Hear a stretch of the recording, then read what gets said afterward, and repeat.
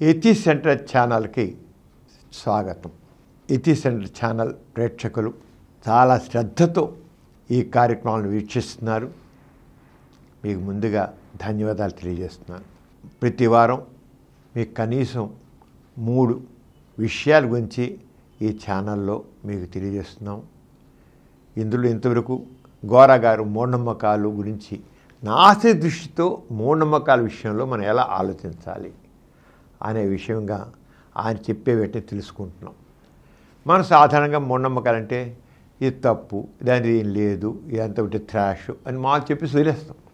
అలా కాకుండా ఒక నాస్తికుడు అన్నవాడు ఒక మూఢనమ్మకాల గురించి ఆలోచించడమే కాకుండా సమాజాన్ని ఏ రకంగా చైతన్యపరచాలి, సింపుల్గా మూఢనమ్మకాలని దాంట్లో విషయాన్ని చెప్పేసి వదిలేయడం కాకుండా అసలు వ్యక్తుల్లోని ఆలోచన ధోరణి, ఒక విషయం పైన ఆలోచన ధోరణిని ఏ రకంగా సైంటిఫిక్గా శాస్త్రీయ పద్ధతిలోకి మలచాలి.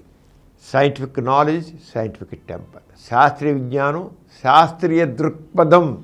ఈ రోజుల్లో చాలామందిలో శాస్త్రీయ విజ్ఞానం ఉంటుంది కానీ శాస్త్రీయ దృక్పథం ఉండటం లేదు. శాస్త్రీయ దృక్పథం లేకపోవడానికి ఏం చేస్తున్నారంటే ఆ శాస్త్రీయ విజ్ఞానాన్ని జీవితానికి లేకపోతే అక్కడున్న దానికి అన్వయించడం లేదు.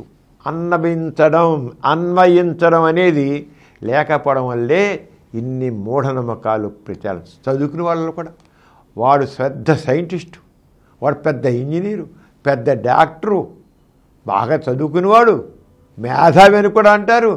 మేధావి కూడా మూఢనమ్మకాల ఊబులో కూరుకుని పోయి ఉంటున్నాడు.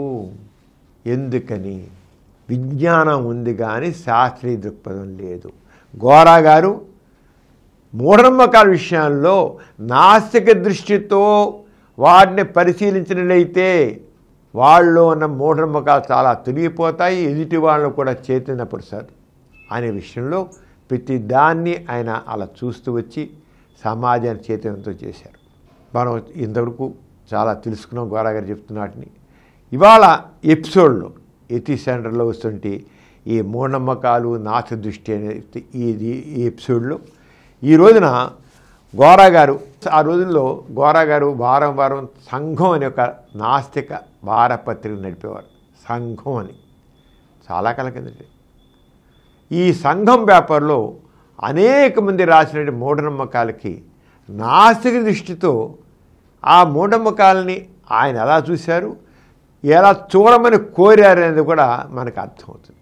నిజంగానే మూఢనమ్మకాన్ని మామూలుగా చెప్పడం కాదు, నాస్తిక పదం, శాస్త్రీయ విజ్ఞానం, శాస్త్రీయ దృక్పథం, సైంటిఫిక్ టెంపర్ ఎలా చూడాలని దాంతో ఇవాళ ఎపిసోడ్లో మనం 3-4 విషయాలు మనం ముచ్చరించుకున్నాం. ఒకటేంటంటే ఒక పాఠకుడు, అప్పుడు గోరా గారికి రాసిన సంఘం పేపర్ ఒక పాఠకుడు ఏం రాశారంటే, పాము కరిస్తే పాముల నరసయ్య గారికి టెలిగ్రామ్ ఇస్తే వెంటనే కులాసాగా ఉండేదట, తేలు మంత్రాలతోనూ తృప్తి పడతారు. ఇది ఎంతవరకు నిజం? ఆ రోజుల్లో పాముల నరసయ్య గారిని బాగా ఉండేలేండి. ఒక 50 ఏళ్ల క్రితం పాముల నరసయ్య గారిని తెగ చెప్పేవాడు. పాముల నరసయ్య గారు ఏదైనా పాము కరిస్తే చెప్తే ఆయన తగ్గిపోతాడు. అలాగే ఇంకోటి, కంటి దృష్టి లేక మెస్పరిజం వల్ల ఒక మనిషిని నిద్రింపజేస్తారట. మనిషి కంటి దృష్టికి ఈ శక్తి ఉందా? మనిషికి ఏంటి? కంటి దృష్టి, మెస్పరిజం వీడి ద్వారా చేస్తారు. ఇది నిజంగా కంట్లో అంత మెస్మరైజ్ చేసే శక్తి ఉందా?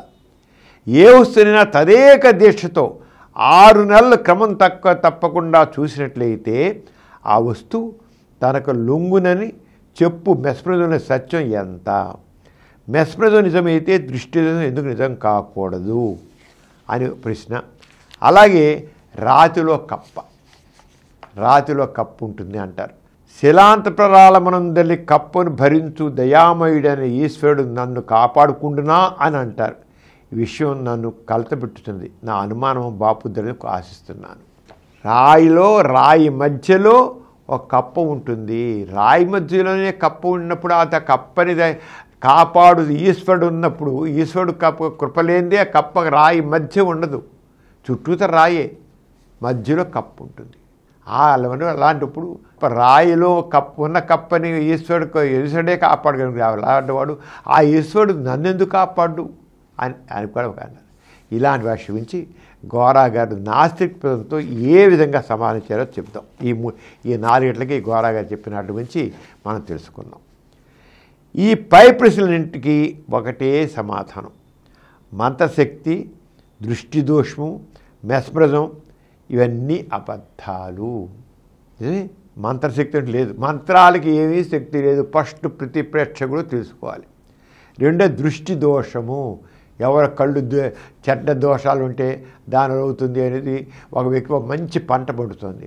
ఆ పంట ఎండిపోయిన ఎవడి కళ్ళు చెడ్డ కళ్ళు పడ్డాయి పంట మీద, ఆ పంట అంతా పాడైపోయిందంట. దృష్టి దోషం. అందుకనే దిష్టి బొమ్మ పెడతారు అక్కడ. ఆ దిష్టి బొమ్మ ఈ కంటి దోషాలన్నింటినీ అది హరించేస్తుందని. అంటే దృష్టి దోషం లేదు. మెస్మరిజం, కళ్ళతో చూసి ఏమైనా సరే మనిషిని లొంగ తీసేస్తారు అనేది అంతా ఒట్టిదే, అవేమీ లేవు. ఇవన్నీ అబద్ధాలు. అంచేత గోరగారు ఎన్నోసార్లు చెప్పేవాడు, ఇలాంటివి ఏమంటే చెప్పండి వచ్చి పరీక్ష చేస్తానని చెప్పేవాడు. నేను పరీక్ష చేస్తాను వచ్చేది. గోరగారు చాలా చేసేవాడు. వెళ్ళేవాడు చూసేవాడు, నేను చేసేవాడు కాదు, జరిగేవి కాదు. మంత్రాల్లో 2 విషయాలు ఉంటాయండి. మంత్రాలు 2 విషయాలు కలిసి ఉంటాయి. ఒకటి మానసిక బలహీనత, 2 చాకచక్యంగా చేసే తంత్రం. కొందరు తమకు జబ్బు ఉందని ఊహిస్తారు. కొందరు ఊరికి అక్కడ డబ్బు ఉన్నపోయినా సరే వాళ్ళు ఎలా అంటారు ఉంటామన్నా జబ్బు ఉందని ఊహిస్తారు. మంత్రం నటించి పోయిందంటే పోయిందని బాపడ్డం. కొంతమంది నిజంగా జబ్బు ఉండదు, వాళ్ళు సైకలాజికల్ ఫిలోస్, వాళ్ళు ఉంది అని అనుకుంటుంటారు. వాళ్ళకి ఏదో జబ్బు ఉంది, చాలామందికి ఏదో జబ్బు ఉంది అని మానసిక చాలా చూస్తున్నారు. మానసిక బలహీనత చాలా ఉంటాయి. ఆ మానసిక బలహీనత వల్ల నాకేదో ఉంది అంటారు. చివరికి మీరు డాక్టర్కి వెళ్ళి చూడండి, నీకేం లేదయ్యా, నువ్వు ఊరికే ఫీలింగ్ పెట్టుకుని అంతేను మర్చిపో అంటారు డాక్టర్లు. కానీ వీళ్ళు నమ్మలేదు. నాకు ఇంత బాధపడుతుంటే డాక్టర్ చెప్పేది సైంటిఫిక్గా చూసి పరీక్ష చేసి చెప్తాను. కానీ వీళ్ళకి నీ ఇంత కష్టపడితే ఎంత బాధ అనిపిస్తుంటే ఏం లేదంటారేంటి, నా నిద్ర పట్ల తలకై పైలిపోతుంది, కడుపులో నొప్పి వచ్చేస్తుంది, నడుము పైలిపోతుంది, కంట్రాలు లాగేస్తున్నాయి, కళ్ళు గుంజేస్తున్నాయి, నాలుక లాగేస్తుంది, గొంతు పూడిపోతుంది, పేగులు మెలిపెట్టేస్తున్నాయి అని చెప్తారు. అన్ని నక్కసక పర్యంతో కంప్లైంట్ చేస్తారు. డాక్టర్ పరీక్ష అన్ని పరీక్ష ఏం లేదు, నువ్వు అంతా సైకలాజీ ఫీల్తో మనసు ప్రశాంతం పెట్టి చెప్పి ఏంటారు. ఎవడ మంత్రగాడు తెలియదు, నీకు చాలా ఇదింది, నీకు మంత్రం వేస్తాను పోతుడు అంటాడు. మంత్రం మీద నమ్మకం కదా, నమ్మకం హూష్ దొంగ మంత్రాలు నాకు ఊరి మంత్రంగా శక్తి లేదు. కానీ వాడు మంత్రం చెప్పించి అమ్మా మంత్ర మహిమ నాకు అంతా పోయిందంటాడు. అంటే ఏంటి, ఆటో సజెషన్. నాకు పోయిందంటే పోయింది, ఉందంటే ఉంది. అది అలా ఉంటుంది. అది గోరగా చెప్పింది. అంతే 2 చాకచక్యం అంటే మాకు 2 మంత్రం, ఒకటి మంత్రం మీద నమ్మకం, 2 ఇది చేసే తంత్రం. ఇదిగో ఇచ్చేస్తున్నాను, అది చేస్తున్నాను, శాంతి చేస్తున్నాను, అది చేస్తున్నాను, ఆ దేవుడిని పాదించాను, ఈ దేవుడిని పాదించాను, అతను పూజ చేశాను, ఆ పూజ విభూతిని పెడుతున్నాను, ఆ దేవుడి కృప నా మీద నీకు వస్తుంది. ఇప్పుడు ఇలాగన్నీ చేసేస్తాడు, అంతా నాటకం ఆడతాడంతా. కొందరు తమకు జబ్బుందని ఊహిస్తారు. మంత్రం నటించి పోయిందంటే పోయింది, బాగుపడ్డం అంటే బాగుందంటారు. మంత్రాల్లో నమ్మకం ఉన్నంతకాలం మానసిక బలహీనతలు ఉంటాయి. మంత్రాలు గింత్రాలు అంటే ఈ చెత్త మానసిక బలహీనతలు ఉండవు. అప్పుడు డాక్టర్ చెప్పింది నమ్ముతారు. మనసు బలపరుచుకుంటూ మంత్రశక్తి అబద్ధం తేడతలం చేయాలి, తప్పుడు చేయాల్సిందే. మంత్రాలు ఒట్టిది అంటే ఖచ్చితంగా మంత్రంలో ఏ శక్తి లేదు, అది మాత్రం 100% నిజం. మంత్రాలు ఎటువంటి శక్తి లేదు, అంతది మంత్రం వంటిది. మెస్మరిజం కూడా ఇతరులను నిద్రపుచ్చే శక్తి మెస్మరిజం లేదు. నువ్వు నిద్రపోతావు అంటే ఆ సజెషన్ నిజంగా నిద్రపోయినా నేను నిద్రపోను, నేను కూర్చొని లేచి ఎవడ చేయగలడు, ఏం మెస్మరిజం చేయగలరా? ఊరికే పడుకుంటా అంటే పడుకుంటే నిద్ర వస్తుంది. ఎందుకు రాదు? నేను నీ మెస్మరిజం లేదు, పాడలేదా, నీదేం లేదు, నీ హిప్నటిజం లేదు, ఏం లేదు, నన్ను హిప్నటైజ్ చేయలేవు అంటే ఎవడే చేయలేడు. మానసిక బలహీనత ఉన్న వాళ్ళతోనే ఇవన్నీ మంత్రాలు ఇవన్నీ కూడా ఎవరైతే వీక్ మైండ్ ఉంటుందో ఆ వీక్ మైండ్ ఉన్న వాళ్ళతో జరుగుతుంది. వీక్ మైండ్ అంతేగాని. అలాగే మెస్మరిజం కూడా అంతే, ఎవడేం చేయలేదు. వాడు ఎంత 6 నెలలు మెస్మరిజం చేసి వాడు శక్తి సంపాదించి చెప్పినా వాడు నేను నీ మీద నా యొక్క శక్తిని మెస్మరిజంతో నేను పడేస్తాను గిడేస్తానని చెబితే ఏం జరగదు. నేనేం కూర్చుంటే నన్నే నువ్వేం చేయలేడు, కూర్చొని ఎవడే చేయలేడు. నువ్వు నిద్రపోతానని మెస్మరిస్ట్ చెప్పినప్పుడు నిద్రపోతా మామూలు వాళ్ళు ఉన్నవాళ్ళు మేకలే మూనా నిలబడే కానీ లేదని కూర్చుంటే మెస్మరిస్ట్ ఏమీ చేయలేడు. మానసిక కంటే ప్రమాదం మరొకటి లేదు. అంచేత జాగ్రత్త పరీక్షిస్తే ఈ తంత్రం యుక్తి ఇవన్నీ వాటిని బయట తీయవచ్చు. అయితే చాలామంది మంత్రగాళ్లకు ఆ మంత్రమేయుడు జీవనోపాధిగా వృత్తిగా ఉండే చేత ఈ మర్మాలు బయట పెడితే వారి పొట్టగా దెబ్బ కొంతమంది నేను తెలుసు వాళ్ళకి మంత్రగాళ్ళు కూడా అంతే ఏం లేదు, మనం నటిస్తే పోతాయని వాళ్ళు మామూలుగా వాళ్ళు పట్టకూటి చేస్తున్నారు. అదే మంత్రం తంత్రం ఇవన్నీ ఏమీ లేదు, కానీ వాళ్ళ జీవనోపాధిగా ఇవన్నీ చేస్తాం. ఎంతమంది మంత్రగాళ్ళు వాళ్ళకి తెలుసు, వాళ్ళకి ఎంత ఒట్టితారు. మంత్రమేయుడు ఆ జీవనోపాధి వృత్తి కాదు గురించి చేత ఈ మర్మాలు బయట పెడితే పొట్టగా దెబ్బతింటుందని పరీక్షకు నిల్చోడు. వారికి ఇంకో లాభసాటి వృత్తి కల్పిస్తే మంత్రాలు మానుకుంటారు. పరీక్షకు నిల్చుంటాను ఏ మంత్రగారు నిలిస్తే మనం పరీక్ష చేస్తే అసలు విషయం బయటపడుతుంది. ఎవరి నుంచి చూడండి నిల్చుంటాను పరీక్ష నిలిపిస్తా అంటే మాత్రం వాడి పని హొడక్కి మంత్రాలు దృష్టి దోషం మెస్మరిజం గురించి వివరాలు యథార్థ విషయాలు శ్రద్ధ వహిస్తే వేశారు. అంచేత మనిషి ఎవడైనా చేస్తా అంటే నామిచ్చి నన్ను చెయ్యి అని చెప్పండి, లేదా పరీక్షిస్తానండి, నేను పరీక్షిస్తాను అనండి. మీరు ముందు గట్టిగా ఉంటే మీరు చేస్తే ఏది సాగదు. ఏ బాబాయినా సరే విభూతిస్తాను లేదు ఇసుగు పట్టుకుని ఇలా అంటే పంచదార అయిపోతుందంటే నేను చూస్తా చేయండి ఎవడు చేయలేడు. నేను చేసి నీకు లడ్డు ఇస్తాను ఇంకోటి ఇస్తానంటే నిజంగా పరీక్షిస్తానంటే ఏం జరగదు. చివరికాడు ఏమంటాడు నాస్కుల దగ్గర ఇది జరగదు అంటాడు. ఇలా అలాగే ఈ రాతిలో కప్ప ఒక రాయి మధ్యన కప్ప వచ్చి వాళ్ళు అడిగారు కదా గోరా గారిని, శిలాంతరసరాల మందలి కప్పను భరించు దయామయుడని ఈశ్వరుడు నన్ను కాపాడుకుండునా అని అంటారు. ఈ విషయం నన్ను కలతపెడుచున్నది అని. దీంట్లో గోరా గారు ఏం చెప్పారంటే, దైవ నమ్మకం ఏదో విధంగా ప్రజల్లో పోషించడానికి చేసే సకల ప్రయత్నాల్లో ఇది ఒకటి. రాతిలో కప్ప అది దేవుని కృప, రాతిలో కప్ప దేవుని కృప, దేవుని యొక్క దీనివల్ల అలా ఉంటుంది ప్రచారం చేసింది. అసలు విషయం వేరండి. ఇక చెప్తారు రాతిలో కప్పను నిజమే, రాతిలో కప్ప ఉండడం నిజమే, కానీ ఏమిటి అసలు విషయం సైంటిఫిక్గా తెలుసుకోవాలి. దేవుడు లేదంటే కళ్ళు పోతాయని భయపెడతారు కూడా ఎవరైనా సరే. దైవ నమ్మకపోతే అవినీతి పెరిగిపోతుందంటారు. దేవుడు లేకపోతే సూర్యుడు చంద్రుడు ఏమిటంటారు. ఈ విధంగా వేసే ప్రశ్నలతో పాటు మనకు పరిచయం లేని ఏవో కొన్ని నమ్మకాలు కూడా ఆధారం తీసుకుంటారు. ఇక వాటిలో శిలాంతరాల మండలి కప్ప ఒకటి. శిలాంతరాలలో కప్ప ఎప్పుడూ ఉండవు. అన్ని రాళ్ళు ఎక్కడో ఉంటాయి, ఇలాంటివి ఎప్పుడు ఉండవు. అయితే జరిగేది ఏమిటంటే వాటి జీవితానికి అనుకూలంగా లేని ఋతువుల్లో నిద్రపోవటం కప్పలకు అలవాటు. ఇప్పుడు కప్పలు ఎప్పుడు ఉంటాయండి, వర్షాలు కురిస్తే గుంటల్లోకి నీళ్ళు వస్తాయి, చెరువుల్లోకి నీళ్ళు వస్తాయి, కాలువల్లోకి నీళ్ళు వస్తాయి, జనరల్గా చెరువులు గుంటల్లో నీళ్ళు వస్తాయి. ఆ నీళ్ళు వచ్చినప్పుడు కప్పలు యాక్టివ్ అయిపోతాయి, కప్పలు బెకబెకలు వస్తాయి. గుంటల్లో నీళ్ళు రానే కప్పలు బెకబెకలు వస్తాయి. అవి అంతవరకు నెర్రల్లో పడి ఉంటాయి. వర్షాలు కురవగానే ఆ గుంటల్లోని కప్పలని మళ్ళీ బయటకు వస్తాయి బెకబెక. అరే నిన్న మొన్నదాకా మనకి ఒక్క కప్ప కనబడేది ఎక్కడంటే ఆ నెర్రల్లో ఉన్నాయి ఇవి. నేను వర్షం కురవగానే ఆ గుంటల్లోని నెర్రల్లోంచి వాటిలోంచి బయటకు వచ్చి అరుస్తాయి. అది మామూలుగా నెర్రల్లో అందరికీ తెలుసు. అది మట్టి తవ్వితే మీరు వెళ్ళి గుంటల్లోకి వెళ్ళి ఎండిపోయిన గుంటలు తవ్వుతుంటే కప్పలు బయటకు వస్తుంటాయి. అది విషయం అందరికీ తెలుసు. అలా కాదు, ఇంకో విచిత్రం ఉంది ఇక్కడ. అంచేత కప్పలు ఏమవుతాయంటే నీళ్లు లేనప్పుడు ఎండాకాలంలో అలాంటి కాలాలు ఏం చేస్తాయంటే అవి ఇంక విశ్రాంతి తీసుకుంటాయి, నిద్రపోతాయి. అంచేత అనుకూలమైన పరిస్థితుల్లో వర్షాలు కురిసినప్పుడు ఏం చేస్తాయంటే బాగా తిని బలుస్తాయి. ఎందుకు బలుస్తాయంటే అనుకూలం కాని పరిస్థితులు వస్తాయి, ఎండాకాలం వస్తుంది, నీళ్ళుండవు తెలుసు. అంచేత బయలాజికల్గా కప్ప మామూలుగా ఎప్పుడే తిండిని బాగా తిని బలిసిపోతుందండి. అది గుర్తించండి. బాగా వర్షాకాలంలో కప్ప బాగుంటుంది. మీరు ఎండాకాలంలో ఎక్కడ మీద పలువు తవ్వుతుంటే చిక్కిపోయి కప్ప కనబడుతుంది. ఏమిటి ఎందుకు చిక్కిపోయారు తవ్వుతుండే అయితే తెలుసు. జనాలందరికీ నెర్రల్లో కప్పలు ఉంటాయని తెలుసు. ఇది ఏమిటి గోరాగారు ఎంత స్పష్టం చెప్పారంటే అనుకూలంగా ఋతువుల్లో నిద్రపోవడం కప్పలు కలవాడు. ఇండియా వంటి దేశాల్లో వేసవకాలం మందు, ఇంగ్లాండ్ చలి దేశాల్లో శీతాకాలం మందు కప్పలు నిద్రపోతాయి. అవి నిద్రించే ముందు వాటి శరీరంలో క్రొవ్వును బాగా నిల్వ చేసుకుంటాయి. తర్వాత నిద్ర మొదలు పెడితే వాడి ఉచ్ఛ్వాస నిశ్వాసాలు వాడి హృదయ వేగం చాలా మందగించిపోతాయి.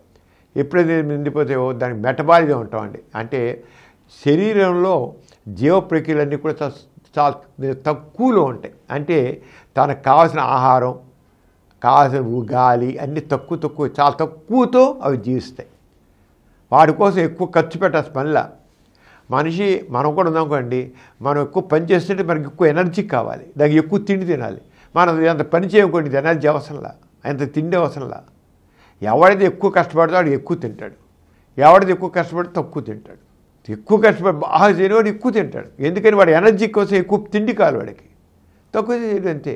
ఆరైన కప్పలు కూడా ఎప్పుడైతే నిద్రపోతుంటే వాడి ఎనర్జీ ఖర్చు పెట్టేది తక్కువగా ఉంటాయి. అంతే దాని శరీరంలో ఆహారం కూడా స్లోగా కొద్దిగా ఆ తరుగుతూ ఉంటుంది. అంచేత అవి నిద్రించే ముందు వాటి శరీరంలో కొవ్వును బాగా నిల్వ చేసుకుంటాయి. తర్వాత నిద్ర మొదలు పెడితే వాడి ఉచ్ఛ్వాస నిశ్వాసాలు, వాడి హృదయ వేగం చాలా మందగించిపోతాయి. ఇట్టి పరిస్థితిని హెబర్నేషన్ అంటారు. కొన్ని కప్పలు హెబర్నేషన్లో సంవత్సరాల తరబడి ఉంటాయి. గుర్తుంచుకోండి, హెబర్నేషన్. అనుకూలంగా లేని పరిస్థితుల్లో కప్పలు కొన్ని నిద్రావస్థలోకి వెళ్ళిపోయి చాలా తక్కువ ఎనర్జీని, తక్కువ ఆహారాన్ని తక్కువగా చేసే పరిస్థితిని హెబర్నేషన్ అంటారు.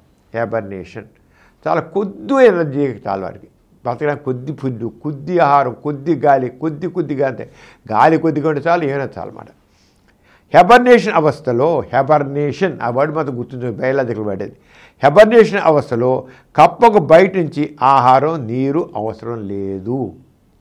శరీరంలో నిలవ ఉంచుకున్న కొవ్వునే నెమ్మదిగా వాడుకుంటాయి. సెల్లు ఏది ఉంచుకున్నా దాన్ని నెమ్మది ఉంటాయి, అంతకంతకు శుష్కించిపోతాయి. చివరికి ఎప్పుడైతే ఎక్కువ కాలం ఉంటాయి అనుకోండి, నీ వర్షం కురదు, అవి అక్కడ ఉండిపోతాయి. చివరి నిదానంగా చచ్చిపోతాయి కూడా. ఎందుకని అవి దానికి తగిన పుండు లేదుగా తీసిపోతాయి. మనిషి కూడా ఆహారం చివరికి అలాగే శుష్కించి చనిపోతాడు కదా. హెబర్నేషన్లో కప్పలు రాళ్ళ సందును, బురద బొరియల్లోనూ నిద్రిస్తాయి. వాటిపైన మట్టిపడి ఎండిపోయి గట్టిపడవచ్చు కూడా. మామూలుగా మనం గుంటలు చూస్తే మాత్రం బరియల్లో దూరిపోతాయి, సందులో దూరిపోతాయి, మట్టి పెడితే మూసిపోతాయి. వర్షం కురగానే మట్టి కరిగిపోతుంది, మరి బయటకు వస్తాయి, వేరే విషయం. ఒకవేళ వర్షం కురలేదనుకున్నాం, దాంట్లోనే చుట్టూతా మట్టి చేరిపోతుంది, లోపల కట్టు చుట్టూది మట్టి చేరిపోతుంది. అది హెబర్నేషన్ పరిస్థితి ఉంది కదా, ఆ మట్టిలోనే ఆ కొద్దిపాటి గాలి, కొద్దిపాటి ఆహారం, కొద్దిపాటి దాకున్నంతనే అది బతుకుతూ ఉంటుంది అన్నమాట. ఇది చివరికి అది రాయిగా కూడా మనం మామూలు చూస్తే రాయిలాగా ఉంటుందండి. ఇంత మాయ రెట్టి తీసి పలిగేసి కొడితే అప్పుడు పగులుతుంది, దాంట్లో కప్పు ఉంటుంది. మామూలు కూడా చూస్తాం. అది ఈ గట్టి ఎండు మట్టి విరగొడితే మధ్యలో హెబర్నేషన్లో ఉన్న కప్ప కనబడుతుంది, దాన్ని కదిలిస్తే ఎగిరిపోతుంది. ఇట్టి కప్పలు కనబడటం అరుగు కనుక దీన్ని ఆధారంగా తీసుకుని దైవనమ్మకు ముడిపెడతారు, ఏదో దేవుడి వల్ల చుట్టాయి. అయితే ఒకటి మాత్రం తెలుసుకోవాలండి, రాత్రి రాయి కొండరాయి మధ్య ఉంటుంది. ఎలా అయితే బురద గుంటల్లో కప్పలు ఎలా అయితే ఉంటాయో ఆరంగానే మన ఇప్పుడు కొండ చర్యలు ఉంటాయి, కొండ అంచులు ఉంటాయి. కొండ అంచుల్లో కూడా గోతులు ఉంటాయి, ఆ గోతుల్లో నీళ్లు ఉంటాయి, ఆ నీళ్ళలో కూడా కప్పలు ఉంటాయి. ఎక్కడ నుంచి ఎగురు చేసి పడిపోతాయి కప్పలు కొండలో. అక్కడ కూడా కొద్ది మట్టి ఉంటుంది కదా, అవి ఏం చేశాయి, అవి కూడా కొద్దిగా సేఫ్టీ కోసం అని ఆ వాటి కింద అక్కడ కొద్ది సంచి కొండ అంచుల్లో కొండ అంచుల్లో అవి దూరతాయి, రాళ్ళ మధ్య దూరతాయి. రాళ్ళ మధ్య నిదానంగా అవి హెబర్నేషన్కి వెళ్ళిపోయింది కదా. ఇక అనుకూలమైన పరిస్థితులు, వర్షాలు లేవు, ఏమీ లేవు. హెబర్నేషన్ పరిస్థితులకు వెళ్ళిపోయినప్పుడు చుట్టూతో ఒక చోట ఆగిపోతుంది. అలా పడిపోయింటే అక్కడ చుట్టూ తిన్న దుమ్ము, ధూళి, రబ్బీషు అని తెలిపి దాన్ని మూసిపోతుంది. పక్కన రాళ్ళు కూడా వచ్చేసి పడిపోయి దొల్లుతుంటాయి కదా, దొల్లిచిపోయి చివరికి మొత్తం మూసిపోతుంది. గట్టి అందులో కొండ దగ్గర రబ్బీష్ అంతా రాయిలా తయారైపోతుంది.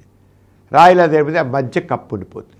చూడడానికి ఏముంటుంది, రాయిలాగా అనిపిస్తుంది. లేకపోతే రాళ్ళ మీద సందులు ఉంటాయి సరే, ఆ సందులో దూరిపోతుంది. సందులో చూసే చివరికి విడి రెండు రాళ్ళ మధ్య సందులో దూరిపోతే పైన మట్టి కింద మట్టితో అది మూసిపోయి గట్టిగా షెల్ లాగా అయిపోతే మనం ఎప్పుడో ఎవడో పగలు కొడతారు, కొండరాయి పగలు కొడితే దాంట్లో కప్పు పెట్టుకుంది. హరే ఏంటి ఇలా వచ్చింది, కొండ రాయి మధ్య నుంచి కప్పు వచ్చిన ఉంటారు. కొండరాయి ఇది ఇప్పుడు ఒక 6 నెలల క్రితమో, ఏడాది క్రితమో, లేదా 2 ఏళ్ల క్రితమో దాని మధ్య దూరిపోయింది. ఇక బయటకు రాకుండా ఇక మూసిపోయింది. హెబర్నేషన్ పరిస్థితులు ఉంది, రాలేకపోయింది. ఎప్పుడైతే అది పగలు కొట్టాడో, తవ్వుతుంటే విరగొట్టాడో, విరగొట్టిన రాయి పగిలింది, దాని మధ్య నుంచి బయటకు వచ్చింది. ఇది మామూలు టైంలో దూరింది, 2 రాళ్ల సందుల మధ్య దూరింది అన్నమాట. అంచేత ఇక ఇలా విచ్చిన చేత ఇలా అనుకుంటారు, అలా ఉంటే దేవుడు ఆ రాయి పైన దీన్ని పెట్టాడు అనుకుంటారు. దైవం అబద్ధం కనుక దాన్ని తిన్నగా నిలబెట్టుకోలేరు. ఇటువంటి మూల విషయాల్ని అసాధారణ పరిస్థితి తీసుకుని వాటి గురించి మానవుల్లో ఆలోచన తబ్బిపరిచి భక్తినో భయానో దైవనో నిలబెట్టడానికి ప్రయత్నిస్తారు. కొన్ని విషయాల గురించి వివరాలు తెలియకపోవచ్చు, అటువంటిప్పుడు తెలుసుకునేందుకు ప్రయత్నించాలి. కానీ దైవం అనుకుని కూర్చుంటే విజ్ఞానం అభివృద్ధి అందదు. శిలాంతరాల మందల కప్పకు సంబంధించిన వివరాలు ఇందుకు ఉదాహరణ. ఇప్పుడు అర్థం చేస్తున్నారు కదా, కొండరాళ్ళ మధ్య కొండ చర్యల మధ్య ఉన్న రాళ్ళ కారణం అంటే కప్పలు 2 రాళ్ళ సందుల మధ్య 2 చర్యల మధ్య చేరింది, మట్టి ఉడిపోయి రాయగైపోయింది, అది పగలో బయటపడుతుంది. కొన్ని చాలా కప్పలు చచ్చిపోతాయి, అది రాలే. కానీ ఎవడైనా దాన్ని విరగొట్టినప్పుడు పగలగొట్టినప్పుడు అది బయటకు వస్తే చూస్తాం, అయ్యో రాయి మధ్య ఉందాం, రాయి మధ్య ఉండలా, 2 సందుల మధ్య దూరి మట్టి పోయి అది రాయిలాగా తయారైంది అంతే. అందుకని దేవుడు కానీ జనం ఏం చేస్తారు, దైవమహత్యం అంచేత అసలు విషయం తెలుసుకోవాలి. అంతేగాని పెద్దదానికి సమాధానం దైవ మహత్యం దేవుడు చేశాడు అని మాత్రం అనుకోవడం తప్పని గోరాగారు స్పష్టంగా చెప్పారు.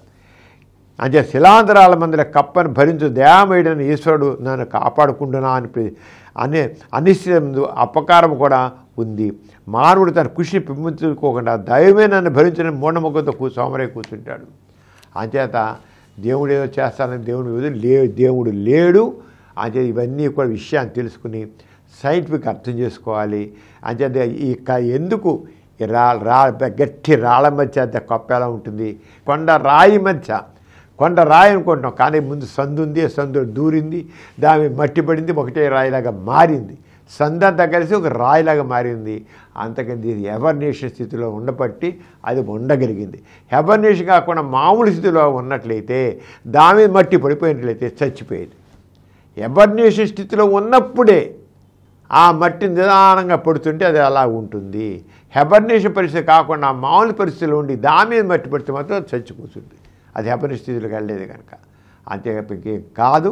అంచేత రాళ్ళ మధ్య కప్ప అనేది అనేది కేవలం ఒక సైన్స్ ప్రకారం హెబర్నేషన్ పరిస్థితి కారణం, కానీ దైవ మహత్యం కాదు. ఈ విధంగా గోరాగారు చాలా విషయాలు చెప్పారు. దెయ్యాలు నెక్స్ట్ ఎపిసోడ్లో గోరాగారు దెయ్యాల గురించి, ఈ దెయ్యాలంటే ఏమిటి అనే విషయం గురించి ఏం చెప్పారో తెలుసుకున్నాం. అంత సెలవు, మరి నమస్కారం. వచ్చే ఎపిసోడ్లో మళ్ళీ కలుసుకుందాం. ఈ కార్యక్రమం మీకు ఎంతో నచ్చింది కదా. ఇటువంటి మరిన్ని వీడియోల కోసం అనతి కాలంలోనే 20 కోట్ల వ్యూస్ సాధించిన సమరన్ ఛానల్ సమర్పించు యతీష్ సెంటర్ ఛానల్కు సబ్స్క్రైబ్ చేయండి, లైక్ చేయండి, మీ ఫ్రెండ్స్కి షేర్ చేయండి. అలాగే ప్రక్కనున్న గంట సింబల్ని ప్రెస్ చేయడం మర్చిపోకండి. Please download Samaram Channels app from Google Play Store and watch your favorite channels. Click the bell icon and subscribe to the channels.